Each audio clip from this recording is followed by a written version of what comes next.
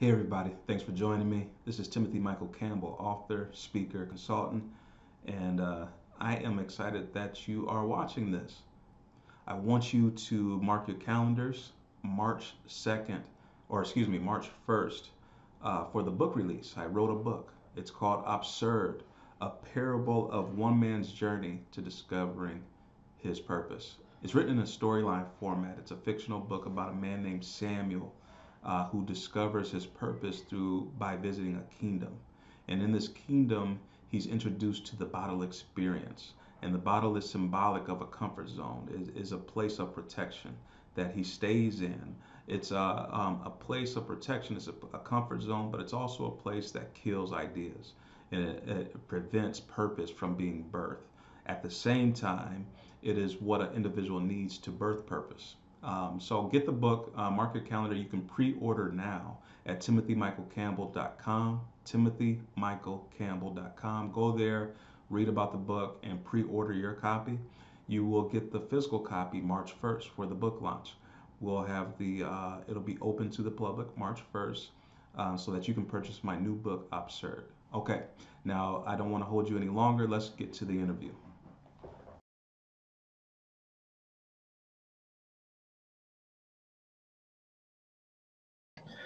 All right, so we are here with Jovonta Patton, the Hey. award-winning national, what do you call it? Best. It's not a bestseller.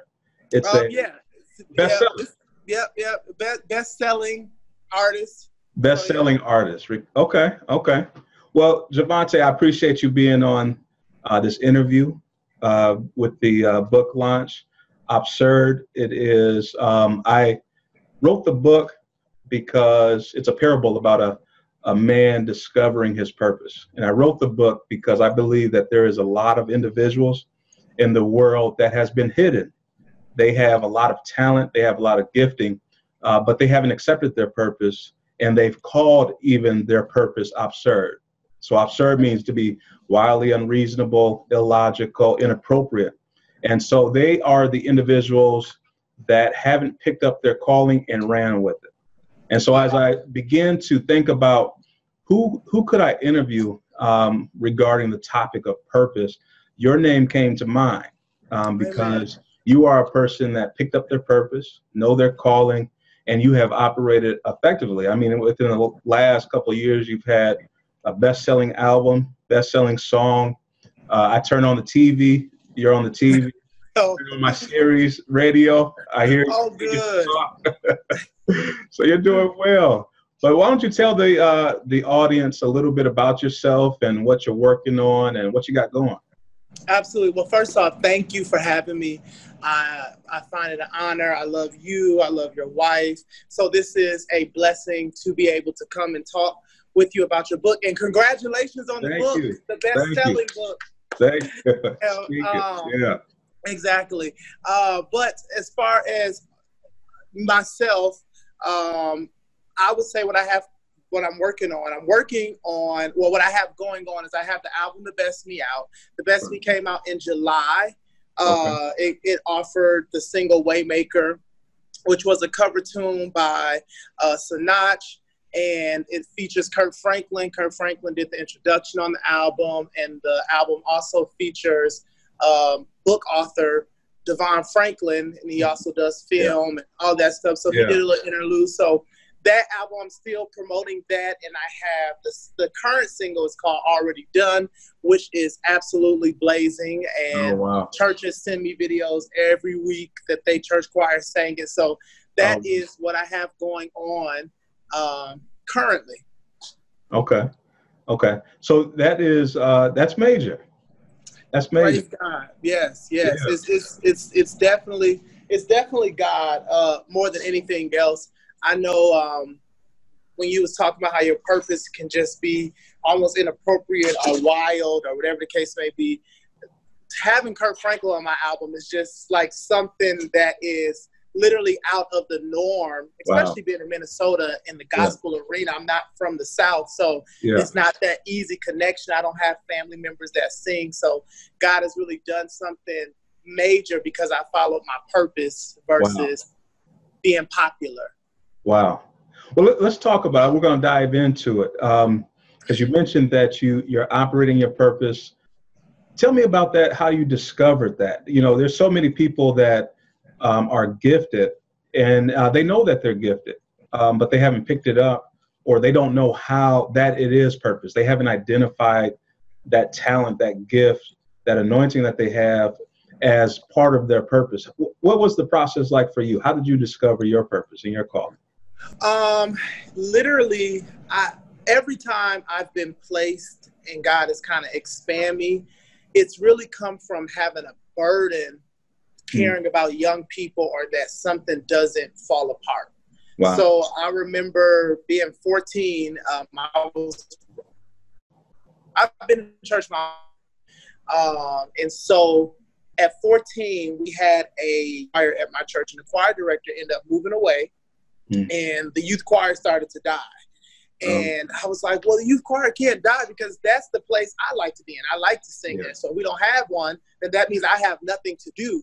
And so at that moment, I took lead because I was passionate about it. And I figured out that music was my purpose after knowing what I really cared about and coming to the front and not allowing something to die because I loved it. So that's when I started to figure out my purpose at 14. And then as time moved on, I launched out maybe at 17. I was still in high school, and MySpace had just came out. And YouTube was a new wonder. But for my generation, it's ABC for us. So I was watching YouTube, and I was on MySpace, and I heard Deliverance for Youth. And it was the longest title ever. And I just thought it was extremely whack. And God told me at 16 or 17 to start a choir. And I've always loved, singing, but I didn't know that God was going to shift it to cause the deliverance and so many young people being saved and finding out through Christ. So I kind of found my purpose by picking up the pieces to puzzles and putting them together. And DFY just really was birthed from a lot of my cousins and their friends were being killed and murdered around 06. And I felt like there was no representation of young people that were saved. And young people that cared about Christ, that was still urban, that still loved hood things, but not hood things that cause you to, kind of be sinful. So I just bridged the two. And purpose and passion. And that's kind of how I found my purpose, from just picking up the pieces to the puzzle that other people kind of drop. Wow, that's amazing. That's amazing. You said that, in the book we talk about, it walks through this young man's life of how he discovers his purpose. But one of the key things that unlocks his purpose is compassion for others. And and I find that the more people that I talk to about purpose, because it was the same for me as well, the more people I talk to, their purpose is linked to having compassion or understanding of someone else's pain. And that sort of births what you're supposed to be doing in life. Do you find that was a major key even now in how you're moving and birthing songs and new ideas of what you're doing? Do you find compassion to be at the center of all of that? Still at the center. Even in 2016, when I went at #1, the first independent artist to do that in gospel music, and it was from a compassionate place, to be honest, because I wanted to show my peers and those who aspire to be like me and have seen other success. I wanted to show them that this game is leveled and all you got to do is work hard.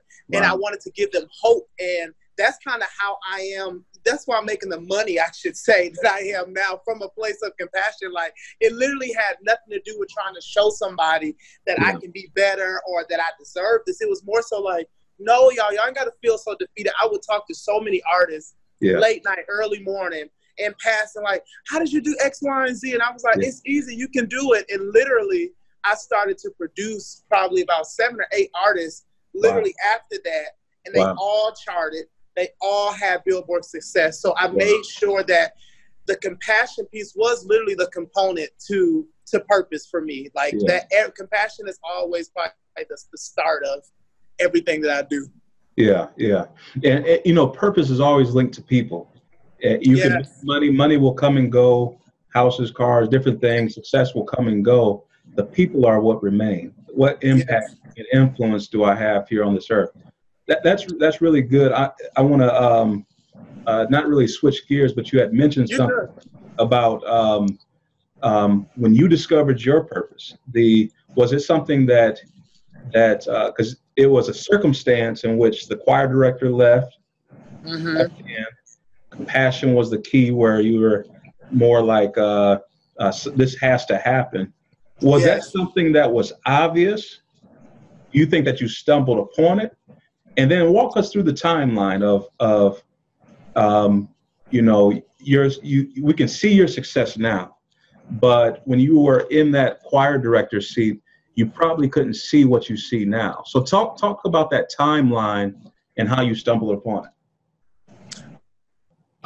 So being single mother, all of my siblings are way older than me. Like they're all in their 30s, like late 30s at this point, and I'm like still in my 20s. I would say 20 what, but still in my 20s. And so it was literally a season where it was just my mom and I at home. Okay. And we would go to church, but my mom never made me sing. She never made me be a part of like church things, and I didn't have to memorize the speech at church. Like none of that my mom made me do. It literally was just what I wanted to do. Like I was like, Mom, I want to sing. Like that was it. So at 14, when that happened, it was obvious, and it was so the youth choir that when the director was there, it was probably about 13 of us faithfully in the choir and doing what we did. He ended up leaving, moving away, and it was pretty obvious. And my pastor at that time, which I still consider my pastor and first lady, they didn't really know, who would be next, but they kind of just left the window open. And I stepped up to the plate, and I still had leadership a little over me just to kind of guide me and all of that. But being raised at the church, I kind of knew how they do things.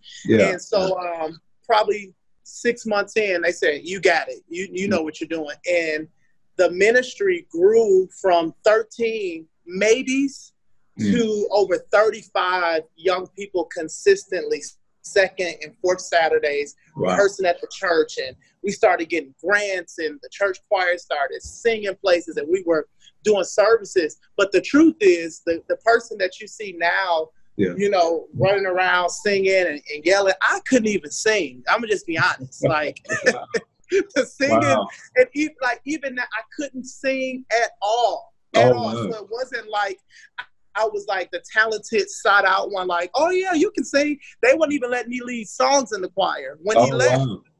So I wasn't even the choir song leader. Like none of that was going on. It was literally a shift. Like God just literally shifted my life. And so that took place, and I began to grow in that moment. And then as I grew more in that moment, around 16, 17, I started DFY, and we got hoodwinked. We had this guy say, like, he's like, you guys are really good, and I want to pay for y'all album. Just let me know you want to do it. So literally when I started, I connected with Shiloh because I wanted the concert to be at a location where young people could catch the bus, walk, or carpool. So we chose the location not because it was a big church, but because it was central. It was just central for kids. That's what we was trying to reach. It was good. Literally, he said, I'll pay for it. We got to the church. He was supposed to send the money. We didn't have the money to even pay for the church. Oh, wow. We got a check from something we forgot that we did the day of. And she said, my administrative assistant at the time, she said, we got a check. We got a check. She was like, it's for the exact amount. And so literally, I got through into so many things. So me starting to record albums, I stumbled on that. That wasn't even like, I knew what I was doing. Like literally, we didn't know what we was doing. Okay, like we couldn't sing in rehearsal. We couldn't teach. I couldn't teach parts that well. So everything, just to keep the timeline going, everything that I've seen God do that's been major in my life. To be honest, I'm almost like Bird Box. I got like a blindfold on, and I'm literally just like following a voice. I'm in the fog. It's never like I know what I'm doing. I got this. So I say that would be the timeline, and then moving to now, working with Kirk Franklin and touring and having my favorite artists introduce me. I'm always excited because I know it's the glory of God. Because I followed His heart and not just trying to do something. You know what I'm saying? So that would be the timeline to where I am now. If that answered your question, hopefully. It does, and it was a lot of content. So thank you for sharing all of that. You mentioned a couple things. Just from a what I'm hearing is that it was important for you just to start. There was an open door, and you didn't necessarily link that to purpose. As you mentioned, you wasn't the singer that you are now. Not at all. And but there was an important piece that you started. Let me ask you this: what compelled you to start? And when you wake up in the morning now, what compels you to keep chasing after your purpose, after your ideas, to keep on producing music and to continue to tour and different things? Talk about when you first started and talk about now. What's compelling you? So when I first started, the other piece outside of compassion and just the people, the other piece was I always had this fear of, what if it does work and I didn't try? Oh, wow. That would always be my mindset. But what if it does work and I didn't try, and then I'm sitting at home doing something that I shouldn't be doing because I was afraid? So literally, I took so many risks, and I traveled by myself. I still travel by myself sometimes. They ain't got the budget. I just got to, make it work and figure it out and go and network. So that was like my fuel when I got up then. Like, what's the worst that can happen? You know what I'm saying? If it don't work, oh well. So that's where I was, then. Now I'm on a different angle of things where, of course, I'm married now. So that's a fueler, and I have children. So my kids they're a new piece that has kind of contributed to my fuel in the morning, because they like singing, they like dancing. And so I want to, if I don't pave the way for anybody, I want to make it easy for them. And where it's like, okay, Ellie, you want to sing? Let me call my friend. I don't want it to be like this ground up situation like I had to do. And then the other fueling thing is, I've seen God work. I know that's it can sound cliche, but I've seen Him work with the other things that He's given me to do. And it's like, I might as well just step out on faith and do it, because everything else that you just threw me out there to do, you've made it 10 times better than what I ever expected it to be. So now it's just that I have a Rolodex of what God has done. Wow. Yeah, and that's so important to keep those things in front of you, because you're always going to face challenges and hurdles and things where that passion gets sucked down when the work comes and the warfare comes. There's always going to be times, but if you can remember what God has done in the past, it fuels the future. Yes. Let's talk about that a little bit, about some of the personal struggles that you face as you've the wind has been in your back. God has been pushing you. What are some of the personal struggles that you've faced on your way to purpose? Absolutely. Definitely so it's easy for, once you get a groove in leadership or talent or passion, it's easy to put your identity into that right away. Oh, wow. I can sing. I can direct. I can lead people. I'm influential. My social media is good. You start to make that be who you are. And so God took me through a process where He began to kind of strip all of that. And I had to figure out who I was if I didn't have to go and sing, and who I was if I walked in a room and no one knew me. And one of the biggest things that I started to realize that I was facing was realizing, who am I outside of all of that. Because when you don't have a father, when I think something is funny, or if I think something is attractive, or I like this kind of outfit, or I'm into this particular thing, I don't have a blueprint to say, did you like that too? Yeah. Because I was around my mom, I know what my mom likes. I know my sense of humor is from her. I know my sarcasm is from her. But when you start to, raise your kids and you like, no, they can stay at home. I don't remember my dad doing that. So I can only equate that to my mother. So I went through a really rough period just trying to get a mirror of who am I and where did I come from? Right. And so that was like a big piece. And then being married and marriage working and having bad times in marriage and having good times as a parent and being successful in music and not having a dad or a mom that sang, that became a struggle for me, trying to realize, who am I if I didn't sing? Who am I if I wasn't married? Who am I if I didn't have children? Because all of these things are bringing me identity, but when all of that is gone, who am I? So that's been one of the personal things that God has begun to reveal to me and help me while dealing with deciding all of that. So, well, that's good. Is that a good answer? That is. That was profound. It's wisdom, because there's, and I write this in the book, but it's true in my own life as well. If you allow other people to inform you of who you are, they also have the power to misinform you. Wow.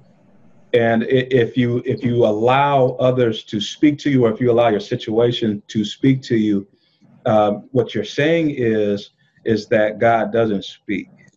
Wow. There's a portion of and there's a lot of individuals that will live their whole life doing one thing because the results that they got informed them of who they are. Wow. And that was never who they are. They just got a result. And so it's so important to not waste time figuring out who am I. And that it sounds like that's the process that you went through, is that, okay, above all of, I know this is a part of purpose, and there's going to be a lot of things that I'm going to be doing. The important thing in the Bible where the Israel followed a cloud, and I mentioned this a lot and I tie it to purpose, is that sometimes the glory of God was in the cloud. The presence of God was in the cloud. Sometimes the cloud stayed still. Sometimes the cloud moved. And if a person wasn't attached to God, they can be misinformed by what they see. If Pharaoh's chasing me, I want to run when God is standing still. And so you can run off into places that aren't meant for you to run into, or to run to, or to become, because you've ran ahead, or it wasn't your timing, or you didn't know your season. So that's a good point that you've made about your identity. I never looked at identity being a roadblock, but it truly is. If you don't know who you are, it can make you stumble. It can make you. It can prevent you from moving forward. Absolutely. And when you're in this generation, I know it's probably all generations, but especially ours, with social media and literally, to be honest, my generation probably has social media for almost, maybe 10, 15 years now.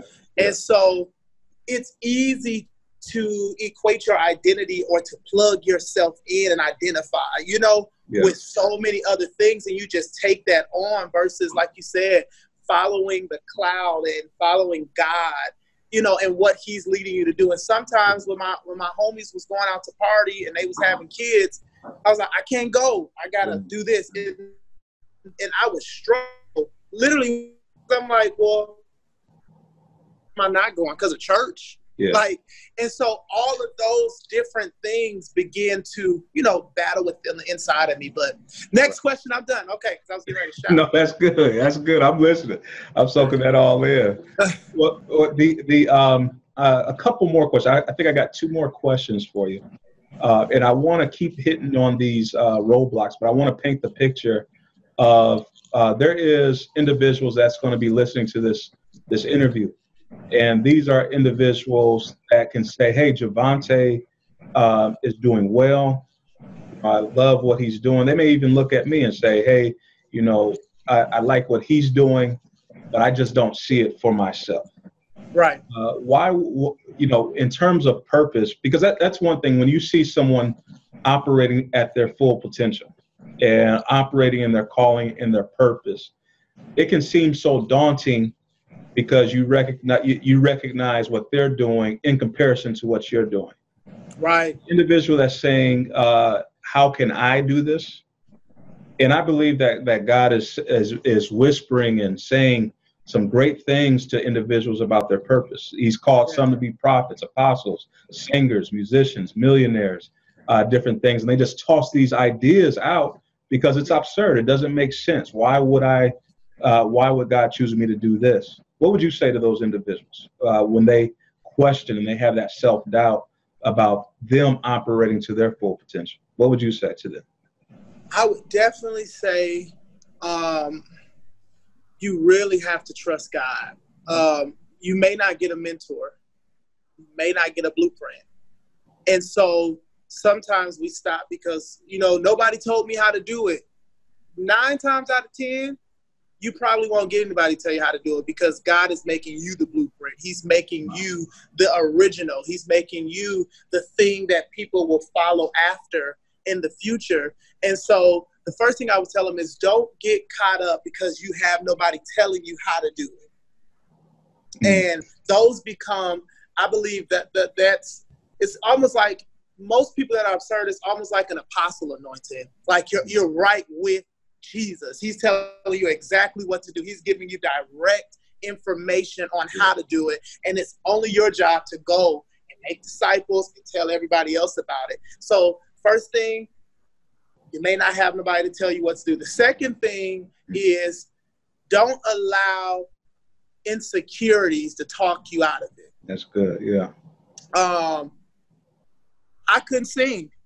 And to myself, like honestly, if I was looking at 16-year-old Jovonta, this Jovonta wouldn't even give him a mic. Like, no, you just get on the last row. You passionate, but get on the last row. But that's not what God did. And so your insecurities will out-talk you, but literally, I did a record. I was shifting out of kind of DFY and more into Jovonta. Yeah. And I did a record where I led every song on the CD. Out from a CD where everybody else is leading it, I led like maybe a song or two to leading every song on the CD. Literally, people was like, "Wow, are you singing like that?" And like it was just all these different questions just coming in and inquiries like, "Well, you got that whole big choir, and you're gonna be the only person singing." And literally, I had to do what God said. Wow. One song off of that album, one song. I was 22. I'm 28 now. Okay. One song pays my bills now from that one album. Just one song. It wasn't the 12 or it was one song with millions of streams on just YouTube. Yeah. And literally, I didn't see that then, but insecurities was coming. Like, you can't sing. I listen to that album now and I'd be like, yikes, good. But if I would have talked myself out of it, I literally would have missed future income. Wow. From what God said do. So don't let insecurities talk you out of it. And the last thing is just give yourself time to develop. We want to be so like savvy and so trimmed and just ready all the time. It's like if you look back at old Michael Jackson performances or old, Kobe Bryant basketball games, you see them develop over the years, but you notice that anointing, or what they call it in the secular world, the it factor, it's there before the world notices. And so don't give yourself time to be human. Give yourself time to grow, because that's what's going to cause different consumers and different people that are called to you to enjoy you, because you're going to catch them at a time where you're most relatable. Yeah.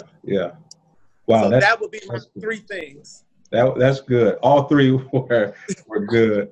All 3 were good. It's almost when you mentioned the you almost I just think about if you would have abandoned that album, right? Have produced that song the shift that would have taken place in your life so far away from where it is right now? So far away. I would have been broke.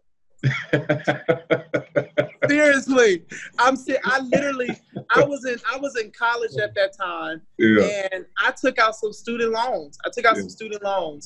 And I used some of them for school, but the rest of them I bought like a car, and then I did the album. And literally, I have been able to pay off all of my student loans just from that one song. Wow. And I just took my time. Wow. Should have been did it, but I have taken my time doing it. But if I would have abandoned that, you know what I'm saying? I don't know where I would be actually. I really can't tell you where I would be if I would have abandoned that. Wow. Yeah, it's a dangerous thing to not follow your purpose. It's a dangerous thing to not go after it. And you look at some of the reasons why individuals will abandon their purpose. It's the affirmation that we seek. Right. We expect others to know who we are before we know who we are. Wow. And these ideas come to us, and it comes to us in the dark. It comes to us when we're alone. It comes to us without no trumpet sound, without no announcement. We just know. This is what we're supposed to be doing. But it sounds crazy to the outside world. Crazy. And so it's a lot of courage, a lot of strength in saying, you know what, I'm going to go ahead and sing, or I'm going to go ahead and put this out, and let's see what happens. You know? Right. And that is the difference between those that are living out their calling and those that are not. It's just that one decision that they've made to say, I'm going after it. I feel it. I'm going after it. Yeah. Absolutely. Agreed. That's good. That's good. Let's, if you have a little bit more time. Go for it. Okay. Let's talk about the business side of it. The business side of it. So you're an independent artist, right? Correct. Okay. So the when you chased your dream, what was what in you prompted you to go the independent route versus the label route? Simple answer. Nobody would sign me. Wow. So nobody would sign me. So that's that answer. However, to bring it a little bit more in detail, paddling back a little bit, we got tricked that someone was going to pay for our album. And we believed them, and whatever. And so when we got that, I asked God, I had a prayer. I asked God, I said, God, if you still want us to do this recording, give me a sign, make a way, the old gimmick prayer, whatever. And that's when we end up getting, getting the check and the day of, and we end up being able to pay for the space and all of that good stuff. However, that process, we raised, everybody was 21 and under. We raised $34,000 in less than a year's time. Wow. Literally, God would just give me ideas, and I would just say, okay, we're going to go and walk down this street, and y'all going to walk down this street, and we would come back with $500, and then we would take that, and we would go and finish another part of the record. And we literally was using 100%. So as far as being an independent artist, it literally came from me not wanting to let down the young people that were following after me. Yeah. So in that process, I learned when we started making all that money for selling CDs and stuff and merch, I said, now wait, this is a good business idea. Yeah. And that's how I ended up staying independent. And so I got the student loan, and I ended up paying for the next record that ended up being like the record that's still making money. They all are, but that record was like the catalyst, and it never charted. It wasn't like everybody didn't know about that record like that. And so I didn't play the system like it's supposed to be played with that record. And it's probably most popular when it comes to online presence with that one song. So that's kind of how I'm still an independent artist now, because just the money just makes more sense. Yeah. Well, and the responsibility is all on your shoulders now. Yes. And so when you mentioned a lot of times when you're walking in purpose, you're a leader, and those others won't believe in something that God gave you. Was it difficult for you to steer your people in the face and not know how this is going to end up. They're investing their time. They're walking the streets. You're telling them that this is what we're supposed to be doing. How did that weigh on your shoulder?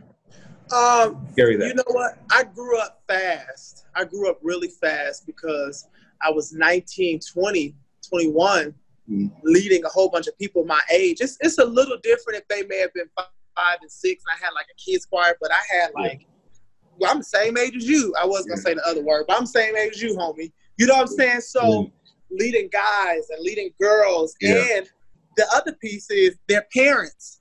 I have to sell my lifestyle, this brand, what I'm trying to do in the community to their parents because I need their parents' support. I need their parents to drop them off and all this stuff. So literally, it was moments where it was very stressful looking them in the face, not knowing what would happen next and not knowing what I was doing. And we went to the studio after we did the recording because it's a process called overdubbing and post-production where you kind of fix or take away what you don't like from the lives.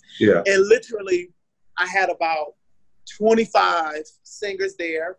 We had studio session was paid for, and we sang our first note. We rehearsed and everything. And the engineer said, "Okay, that was good. Sing it again."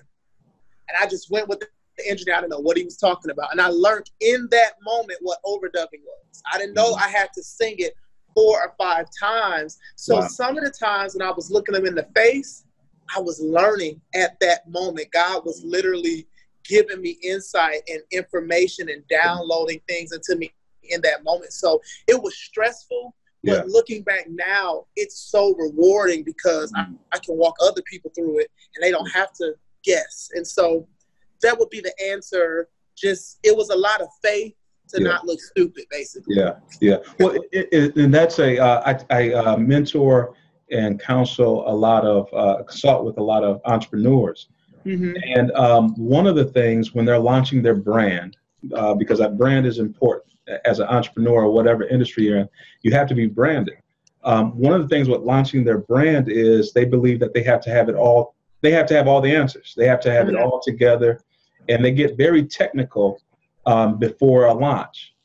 Right. And, well, no, just start. Forget the tech. You can figure it out on the way there, but just start. So that is amazing to hear you say that you're in the studio learning the production side right there with everybody else. At the moment, paid for, 25 people following me. I'm sitting there, Pastor Tim, I didn't know what I was doing. I'm like, all right. I was like, okay. And then so the other thing too is in that moment, I didn't play the haughty game. I didn't say, okay, we sing it again. I was like, oh, you want us to sing it again? Okay, I didn't know that, you guys. He wants to sing it again. So I literally made sure that they see me learn.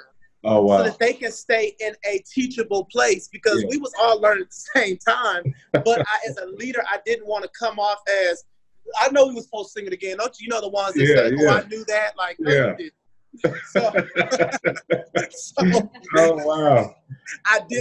I made sure that when God was teaching me that they seen it because I didn't want to come off as a know-it-all. Now, if you take me in the studio, I'm going to tell you what to do. But then it's just a no. That's funny. The first, and I could agree with that. The first house I ever built was, I didn't know how to build a house. And I would go to Home Depot and I would buy books on how to build the house as I went and learn how to do it. And it's a concept that's always worked for me. And I talked to a lot of successful entrepreneurs, but they would get the contract first and then learn how to do the project second. So they would win the contract. They got it. If the contract says do X, Y, Z, and they would go figure out how to do it. Either they would hire somebody that's more experienced in that area, but that wasn't the reason to stop them from moving forward. Right, right, absolutely. And that wasn't the reason, too, to make them talk themselves out of not being called. Like, no, you're supposed to be doing it. You just don't have all the answers. And I think your book is going to be good for people that don't always make it through college or decide something different from college, because we don't really, this generation, we got taught to for someone else to tell us who we were and to affirm us and to give us the skills. And we were never taught to, what does my DNA say about me? And what can I offer to the world where I'm the expert and I can teach somebody else? We just always look to be taught versus allowing God to show us what we can teach to others or what we can learn directly from him. So I think this book is good. I need to read it because I got some other stuff I need to do. Well, it's about liberation. And Jesus is the greatest liberator, where an individual can be bound. And there's no reason for an individual to be bound. There's no reason for an individual to be locked into a certain industry, a certain career. Your life should be limitless in where you should go. A lot of times you will spend that time learning who you are, but once you do, your life becomes limitless. The possibilities become limitless when you begin to silence the voices that say you can't. And those voices are internal and they're external. Yes. You silence those voices, you're able to soar and do a lot of great things. And so it's going to be, there's individuals that say college may not be for me. There's individuals that went to college and got stuck into an industry because of their degree, and they don't know how to pivot. But that doesn't mean that it stops your purpose. You can pivot. It doesn't matter how old you are. You can pivot your life towards purpose, and you can live your greatest life. But you have to pick it up. You have to stop dismissing the possibilities and run after it, because it's possible, and you can Absolutely. do it. Yeah. Very much so. I agree, very much so. And one thing I didn't say, that I don't always talk about this, just because some of the places and the platforms that God has allowed me to be at, some of the verbiage or language doesn't always make sense. So sometimes we can testify and it go right over people's head. You know what I'm saying? Like, and the Holy Ghost spoke to me, and people just like, okay. You know what I'm saying? It's just like, all right. But one thing that really led me, and that I did all the time. Now I got results, so I can talk about it. But I fasted and prayed a lot. I need to fast a little more. I probably wouldn't be the size that I am if I did a little more. But but literally, I did a lot of praying. Like, I mean, I would pray all the time. And I probably didn't have nothing to do either. I was bored, so I can't just, suck it up to just being like so deep. But I prayed a lot, and I just really sought God's direction on what to do, how to do it, where to be. And literally, I would go out of town, or I would see other artists locally and nationally, and they would put out records same time I did. It wasn't so much a competition, but stuff, just the market just happens when it happens. And for some reason, like you said, our things can like talk to you. I felt like they were doing so much better than me. Oh yeah, they got it. They know everybody. They got it. Yeah, man, they doing it. And now, for us, for music artists, we have things like Spotify and YouTube and Facebook, where you can just look at the numbers. It's not a secret if you're doing better or worse. Just look at the numbers, and it'll tell you. And literally, I look back now, and I'm like, oh, my record was doing a whole lot better than I knew it was. But I was listening and allowing these voices to just make me believe something that wasn't even going on. So you're dead on with what you're saying. Wow, that is something. Just the misinformation, how it can torment you. And prayer is very, it is almost, it's in today's society, prayer is underrated. Prayer is prayer and fasting is a powerful thing to unlock realms of possibilities. You look at John. Revelation is interesting. John says that he was on the island of Patmos, deserted island. He was a prisoner, and he was a castaway on a deserted rock island. 1 minute he was there. The next minute he's in front of God.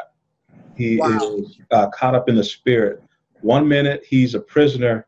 The next second he's set free in the spirit, seeing revelation that he couldn't even contain in books. You know, Wow. that's the power of being in God's presence. It Yes. locks all possibilities on earth. Whatever you're struggling with, if you don't have clarity, if you don't have, if you're not operating your power, if you don't know what your purpose is, all you have to do is spend that time with God, and He will unlock all possibilities for you.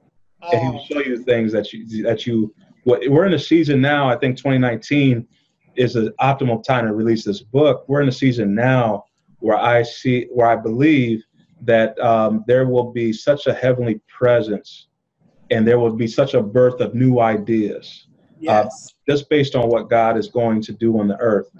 There's going to be an increase of just even angelic activity and things that we're able to see, and momentum, and our names being dropped, and the wind pushing us in our back, and God whispering in our ear what we should be doing. But all of that happens with prayer. It's the birthing room. And so you're right on with the importance of going into prayer and fasting to break through some of these obstacles that we face. Yes, it's very imperative. I remember through prayer, the Lord has showed me. So the very first time that I met you, or I would say experienced you, I remember the date only because we had a concert the day before. It was probably January 30th. And 2010, okay? So around this time now, and literally, I can't believe that's like 9 years ago. Yeah. Story for a different day. You preached on Sunday morning. Okay. And DFY, we had a concert, our very first concert the day before, and we sang at church that Sunday morning. Yeah.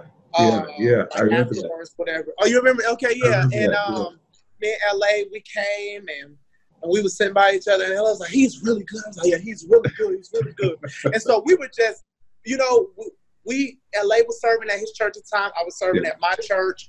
And so we didn't really get a chance to be out on Sunday morning. So that was like it was a different experience because we were serving where we were. So we were just happy to be gone. Okay. We're here, we're somewhere else. All right. Praise God. And so the day before, Shiloh was still kind of new in that location. And I remember we were in rehearsal, and the Lord, we had got done praying. The Lord showed me that there was going to be so many people coming that we needed to put chairs out. So I told my staff, I was like, and mind you, at that time, Charlotte was a huge building. Yeah. And what you need chairs for? You know what I'm saying? Yeah. We don't know you. You ain't proving yourself. You in this choir. Who y'all think coming? So literally I said, put the chairs out. They started putting the chairs out. And some of the deacons there, they was like, no, put the chairs up. It's a fire hazard. Y'all not expecting that many people. And so literally what I got in prayer was literally just like pushed over. Like if you ever seen like a snowman and the kid then built it up and then you just push it over. So I was literally in the face of those who were following me, and just my faith with God. I'm like, I feel like a dummy. Literally, we watched during our time up there singing, we watched the same people put all those chairs back out and some more. We literally had like 3,000 people packed into that one room. And so through the eyes of prayer, it allowed me to be prepared. Yeah. And even though they didn't listen to me then, they understood where it came from. Yeah. And the next time I said the Lord said something, they may listen. You know, they barely listen now. They may listen a little bit now. But prayer is just literally that key for me. That I've been in rooms, Pastor Tim, where God has told me to speak to this particular person. I remember I was in Dallas for my birthday, and I was getting ready to catch a flight. And the Lord's like, you won't miss the flight. And I'm like, I got to go because I missed this flight. God, I'm going to have to stay. I ain't got no hotel money. I end up meeting Kurt Franklin's manager. Wow. And over the label, he's over his label.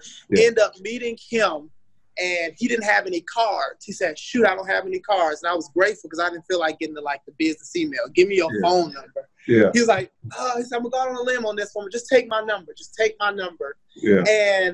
And God said, get his number, and you're going to need it. And I end up getting Kurt Franklin to do the introduction thing. And when it was time to do the legal piece of things, God had already given me who I needed to go to get it done, because I couldn't contact Kirk. I mean, if I hit him up on Instagram, that don't mean he's going to hit me back, or if I'm looking for an email, and God literally gave me the direct connect through prayer on who I was going to have to speak through to make sure that things go through and that this will not be aborted or fail. So prayer is just, for me, prayer is just so important. That's why I love your wife, because it wasn't too many people that understood prayer from that level. You know what I'm saying? And so I was like, somebody gets it. Okay. So I'm done. I'm just yapping away. No, that's good. I can talk all day about prayer. We got to do this. Yeah. Well, tell everybody, how can, if those that want to connect with you, how can they get a hold of you, connect with you, your website, your social media? How can they get a hold of you? You can meet me at Augie's downtown every Sunday night. Okay. Edit that. Edit. You can find me on Instagram and Facebook at Jovonta Patton. Jovonta is Jovonta Patton. Facebook and Instagram, there is a blue check by my name. So any other page, that is not me. It's just me. So those are the places. You can find me on Twitter. We are building our Twitter campus back up. And that is where you can find me online. Okay, great. Well, Jovonta, we appreciate your time. You shared a lot of good nuggets. I'm sure we're going to get a lot of feedback from those that watch this interview. But I want to appreciate you and tell you that we're praying for you, and continue success, my brother. Yes, thank you. And congratulations on the book, and let me know whatever else I can do to be a part of the launching of it. So congratulations. All right, appreciate it. Yes, bye-bye.